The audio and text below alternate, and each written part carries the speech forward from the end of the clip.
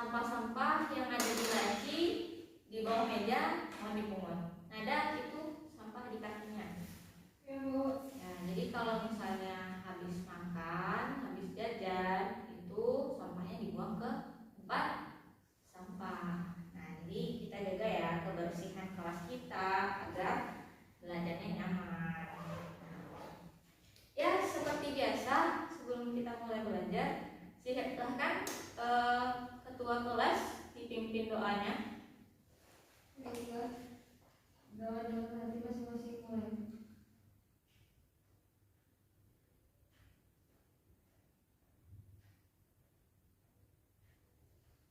Doa selesai. Ya. Gimana kabarnya Anda semua? Sehat? Alhamdulillah sehat, Bu. Ada yang tidak hadir pada hari ini? Siapa yang tidak hadir? Ada teman yang tidak hadir? Nah, kalau gitu Ibu cek absennya dulu ya. Oke. Andin, Hadir, Bu. Bella, Hadir, Bu. Cici, Hadir, Bu. Nada. Hadir, Bu. Oke. Ya, berarti semuanya hadir. Ya, Nada minggu kemarin tidak masuk di kelas Ibu. Kemana Nada? Kemarin ada acara keluarga adik saya sunat, Bu. Oh, ada acara keluarga. Jangan sering-sering absen ya, nanti karena penilaiannya itu juga di absen. Oke, karena minggu kemarin ya kan, kita sudah membahas apa? Masih ada yang ingat? Nah, Cici kemarin kita bahas apa, Cici? Nah, betul, yaitu tentang suhu dan perubahannya. Nah, baik. Hari ini kita akan masuk ke materi baru, yaitu tentang apa Nada? Sudah ada baca bab berikutnya? Kalau dan perpindahannya, Bu. Nah, yaitu tentang kalor dan perpindahannya. Jadi sebelum itu Ibu mau bacakan dulu apa saja KD dan indikator yang akan kita capai di bab baru ini, yaitu tentang kalor dan perpindahannya. Nah, itu ada kompetensi dasarnya, yaitu menganalisis konsep suhu, pemuaian kalor, perpindahan kalor, dan penerapannya dalam kehidupan sehari-hari, termasuk mekanisme menjaga kestabilan tubuh pada manusia dan hewan. Nah, diharapkan Ananda pada bab ini kita mengetahui gitu kan, apa saja indikator yang perlu kita capai. Nah, itu yang pertama, kita mau memahami apa itu kalor ya. Bagi yang udah baca buku di rumahnya, yang udah belajar semalam ya kan. Nah, itu udah ada ya referensinya. Kemudian mendeskripsikan hubungan kalor dengan suhu dan hubungan kalor dengan perubahan suhu. Lanjutannya mendeskripsikan hubungan kalor dengan suhu dan hubungan kalor dengan perubahan wujud. Kemudian menentukan macam-macam perpindahan kalor. Oke. Minggu kemarin kita itu sudah membahas mengenai apa? Suhu ya. Nah, hari ini kita akan bahas tentang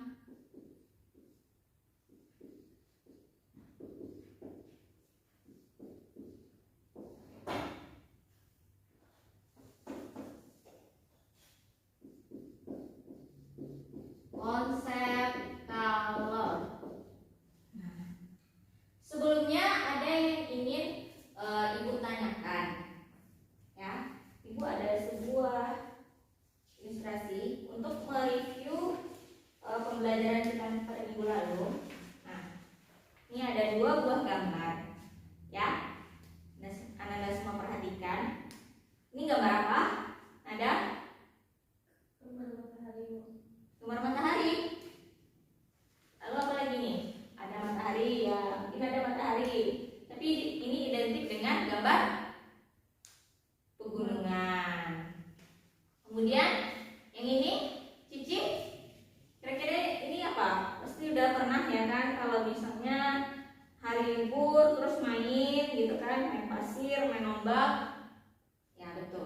Ini pantai. Nah, terkait dengan suhu yang kita pelajari minggu lalu, apa itu suhu nada? Oh, ingat, yaitu suhu itu menunjukkan derajat panas suatu benda. Nah, berdasarkan dua buah gambar ini, coba Ananda analisis gitu kan. Mana suhu yang lebih panas ketika Ananda udah pernah naik ke daerah pegunungan? Kalau misalnya lagi jalan-jalan ke Bukit Tinggi? Sudah, Bu. Kalau jalan-jalan ke Pariaman pernah? Belum. Yang pernah siapa? Cici pernah. Nah, bagaimana perbedaan suhu antara di Padang Panjang atau Bukit Tinggi dengan suhu di pantai Pariaman? Nah, Nada, gimana rasanya suhu di Bukit Tinggi? Bukit Tinggi lebih sejuk, Bu. Lebih sejuk. Ya. Kalau di Pariaman, gimana rasanya Cici? Di pantai ya, lebih tepatnya. Panas ya. Nah, pertanyaannya, kenapa bisa suhu di pegunungan dengan suhu yang ada di pantai itu lebih panas di pantai? Padahal ya kan, kalau kita tahu pegunungan itu dia lebih dekat dengan matahari kan, justru pantai juga kayak gitu, lebih jauh dari matahari. Kira-kira kenapa? Nah, ya jawabannya nggak ada pengaruhnya sebenarnya kan, karena jarak matahari ke bumi juga jauh gitu kan. Nah, itu adalah ada pengaruhnya dengan tekanan atmosfer ya, atmosfer bumi. Nah, tapi kan kita mengetahui bahwasanya, nah ini tentang lapisan atmosfer nanti kita akan mempelajari di bab-bab akhir semester nanti. Nah, untuk itu kita perlu bahas ini saja gitu kan, kenapa ternyata konsep suhu pada daerah pegunungan itu lebih dingin, lebih sejuk daripada suhu pada daerah yang lebih rendah, yaitu di pantai. Nah, itu karena adanya tekanan atmosfer bumi. Nah, karena ada tekanan, saya ya diilustrasikan seperti ini. Ketika Ananda masuk ke dalam suatu kelas yang isinya itu banyak teman-teman gitu kan, banyak anak-anak, atau janganlah kelas, naik bus terus desak-desakan di sana, pasti itu akan terasa gerah gitu. Tapi kalau misalnya digambarkan ada sebuah wajan gitu kan, nah ini partikel-partikelnya udara kita, ini yang berhubungan dengan udara. Kemudian ini diberi suatu tekanan. Nah, sementara ini tidak jauh ya, tidak lebih parah. Nah, maka partikel yang di dalam bejana ini, ya anggaplah kita seperti yang ada di dalam bus, itu berdesak-desakan sehingga itu menghasilkan energi panas. Nah, pasti ada rasa berbeda ketika kita keluar dari bus tersebut. Nah, terus lepas ya. Begitu juga dengan pegunungan dan pantai tadi. Nah, kalau di pegunungan udara itu dia tidak mengalami tekanan yang lebih besar dibandingkan pantai, sehingga membuat udara di pantai itu lebih berdesak-desakan ya kan, dan akhirnya menghasilkan energi panas. Nah, nih energi panas berhubungan dengan bahasan kita, yaitu tentang kalor. Ya.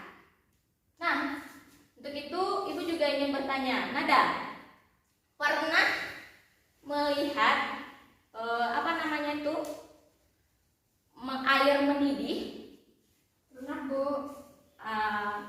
Cici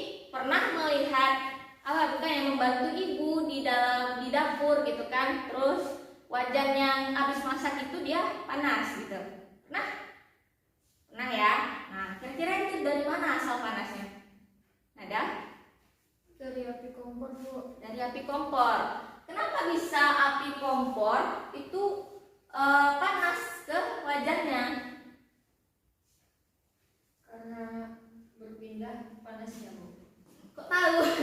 Ya betul ya. Makanya kita mempelajari ini. Kenapa dia berpindah? Seperti apa cara berpindahnya? Maka kita perlu memahami konsep kalau terlebih dahulu. Oke. Nah, jadi tolong buka halaman buku paketnya, halaman 150. Nah, itu ada ya, melakukan pengamatan terhadap perbandingan energi panas suatu benda. Nah, nih, seperti ini Ibu sudah menuliskan sebuah ilustrasi. Nah, di sana Anda bisa baca bahwasanya ilustrasinya mengatakan jika kamu memiliki seember gelas dan seember air dan segelas air gitu kan, maka ukurlah panas untuk mencapai derajat 100 derajat, itu untuk sampai mendidih. Kemarin kita udah belajar ya, berapa derajat untuk bisa mendidihkan air? 100 derajat 100 derajat Celcius. Nah, jadi ilustrasinya begini. Ada segelas air. Nih, segelas air.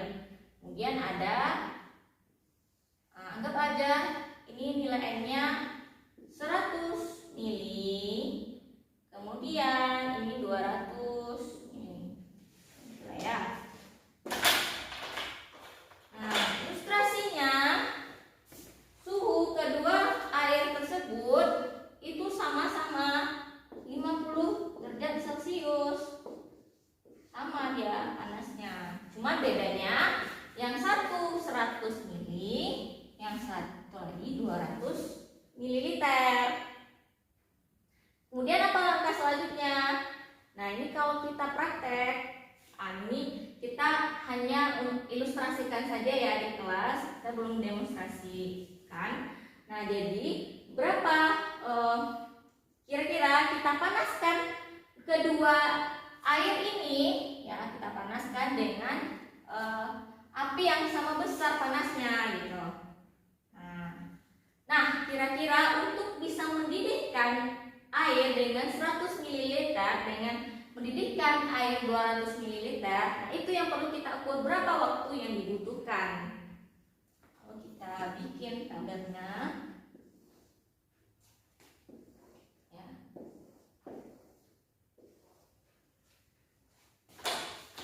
Ya.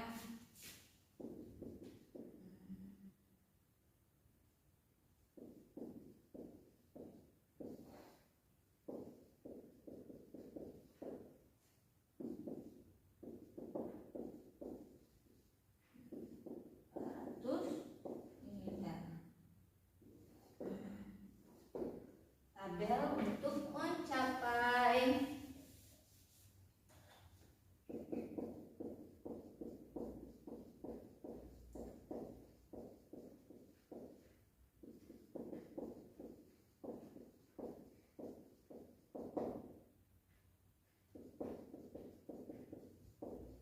didih 100 derajat Celcius.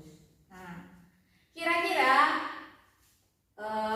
Cici, mana yang lebih lama ketika kita memanaskan air 100 ml dengan memanaskan air 200 ml? Nggak tahu. Ada? Bagaimana pendapatnya? Kira-kira mana yang lebih lama untuk memanaskan 100 ml dengan 200 ml air? 200 ml, Bu, karena lebih banyak airnya, Bu. Karena lebih banyak airnya. Jadi ini yang lebih lama.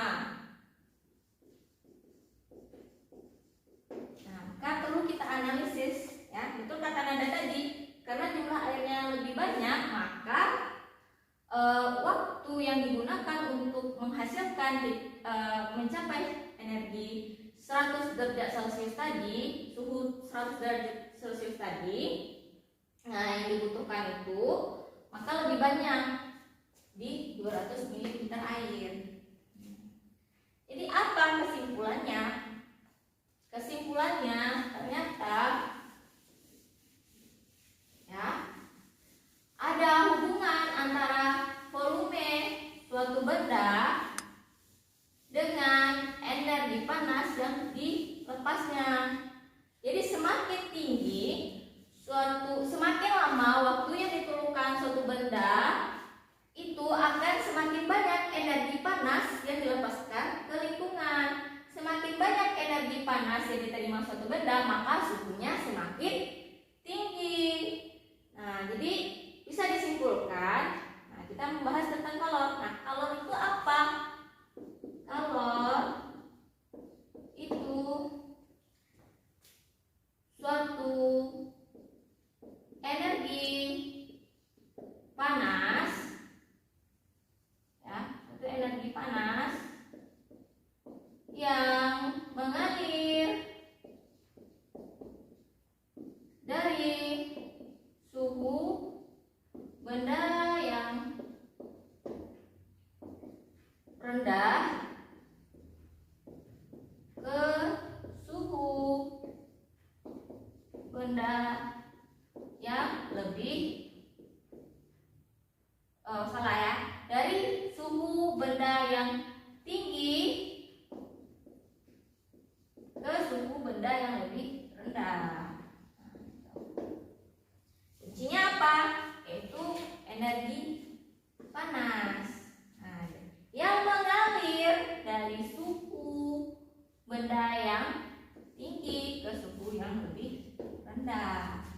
Jadi dapat disimpulkan dari pengamatan tadi bahwasanya apa hubungan dari waktu yang diperlukan suatu benda untuk mencapai suhu tertentu gitu kan, berapa energi yang dipergunakannya. Jadi semakin lama waktu yang dibutuhkan si air untuk memanaskannya, maka semakin banyak juga energi yang diperlukan untuk si air mencapai titik didihnya tadi. Nah, jadi semakin banyak airnya, semakin banyak juga energi panas yang diperlukan. Nah, energi panas itulah yang mengalir tadi, yang disebut dengan kalor, yaitu suatu energi panas yang mengalir dari suhu tubuh benda yang tinggi ke suhu benda yang lebih rendah. Nah, oke, sampai di situ. Nah, ada yang tidak paham bagaimana dengan nada? Apakah sudah mengerti apa yang sudah ibu? Kalau ada yang tidak mengerti, silahkan bertanya. Ada? Tidak ada yang ingin bertanya? Berarti pada simpulkan ya. Nah, ini konsep kalor tadi gitu. Nah, apa kaitannya dengan kita? Ya tadi kan di indikatornya berkaitan juga dengan kehidupan tubuh kita dan juga hewan gitu, tentang kalor tadi. Apakah dalam tubuh kita juga ada perubahan kalor tersebut? Nah, Ibu ilustrasikan. Ananda pernah makan nasi? Ya, Anda pernah makan nasi? Setiap hari, Bu. Ya, apa yang dirasakan oleh tubuh ketika setelah makan? Panas, Bu, berkeringat. Panas, berkeringat. Nah, itu tadi. Nah, ternyata untuk kalor ini, ya kan, dalam tubuh kita juga ada peristiwa perpindahan tadi, gitu kan, ketika kita makan, kemudian kita berkeringat, gitu. Nah, untuk kalor itu dia satuan SI-nya itu satuan SI standar internasional dari kalor adalah Joule. Nah, ini ada, pernah nggak memperhatikan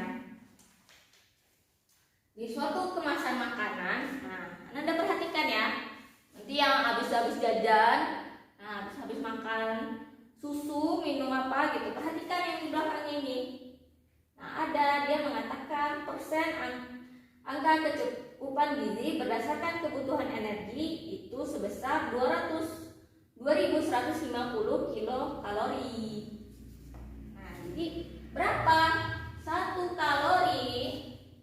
Ya, satu kalori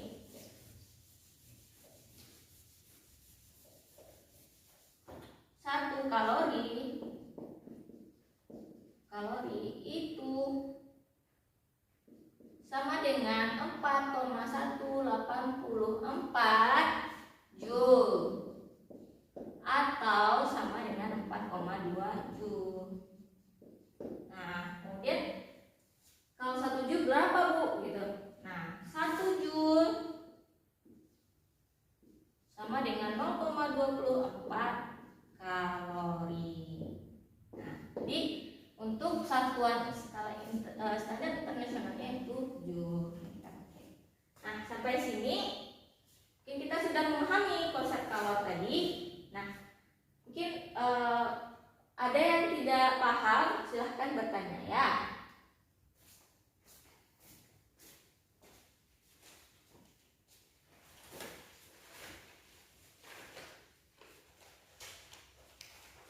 Ya, jika tidak ada yang ingin ditanyakan,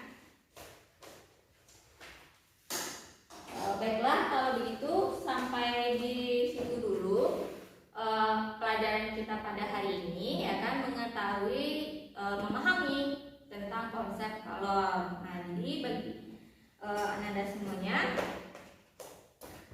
kita tutup dulu pelajaran kita pada siang hari ini dengan membaca hamdalah. Alhamdulillah Rabbil Alamin.